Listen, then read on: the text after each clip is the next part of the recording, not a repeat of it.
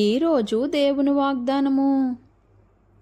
ఆపత్కాలమందు వారు నా మీదికి రాగా యెహోవా నన్ను ఆదుకొనును, విశాలమైన స్థలమునకు నన్ను తోడుకొని వచ్చును. 2 సమూయేలు గ్రంథము 22 19 మనిషి ప్రతి ఒక్కరి జీవితంలో కూడానండి ఆపత్కాలం అనేది ఒకటి ఉంటుందండి. ఎవరి జీవితంలో చూసుకున్నా ఏదో ఒక సమయంలో కష్టకాలం అనేది మనము ఫేస్ చేయవలసి వస్తుంది. అయితే ఆ సమయంలోనంట దేవుడు మనల్ని ఆదుకుంటాడంటండి. నిజమే, కష్టకాలంలోనే మనం చాలాసార్లు చాలా మందితో స్నేహం చేస్తూ ఉంటాం.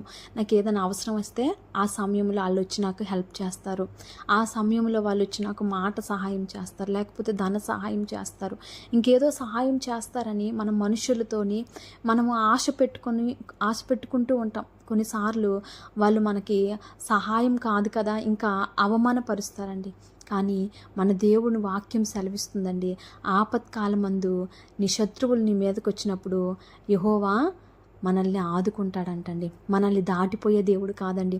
మనుషులందరూ మనల్ని చేయి విడిచిపెట్టవచ్చు, మనుషులందరూ మనకి ఏదో ఒక సమయంలో మోసం చేయొచ్చు, కానీ దేవుడు మాత్రము మనల్ని దాటిపోయే దేవుడు కాదండి. ఏ పరిస్థితి అయినప్పటికీ కూడా ఆయన మనల్ని ఆదుకొని ఆ శ్రమలో నుండి మనల్ని బయటికి తీసుకొచ్చే దేవుడండి.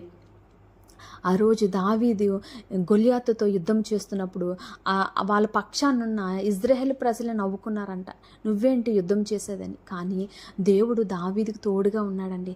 అలాగే మనం కూడా ఏదైనా ఒక పని పూనుకున్నప్పుడు మన పక్షానున్న వారే చూసి మనల్ని నవ్వుకుంటూ ఉంటారు, కానీ మనకి దేవాతి దేవుడే తోడుగా ఉండే దేవుడండి. అయితే దేవుని వాక్యం సెలవిస్తుంది, ఆ శ్రమ తర్వాత అంట దేవుడు మనల్ని ఆదుకున్న తర్వాత అంట విశాలమైన స్థలమునకు నన్ను తోడుకొని వచ్చును. ఆయన శ్రమలో నుండి మనకు బయటకు తీసుకొచ్చిన తర్వాత ఆయన మనల్ని చాలా ఉన్నతమైన స్థాయిలో ఉంచబోతున్నాడండి.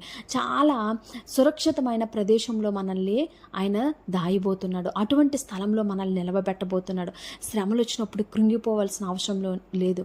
ఈ శ్రమలో నుండి నా దేవుడు నన్ను విడిపిస్తాడు, ఈ శ్రమలో నుండి నా దేవుడు నాకు విడుదలిస్తాడు.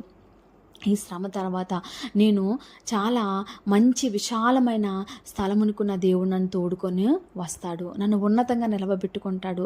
అటువంటి గొప్ప నిరీక్షణ మనము కలిగి ఉండేవారిగా ఉండాలండి. మన దేవుడు అండి గొప్ప దేవుడు అండి. ఆపత్కాలంలో మనల్ని ఆదుకునే దేవుడు.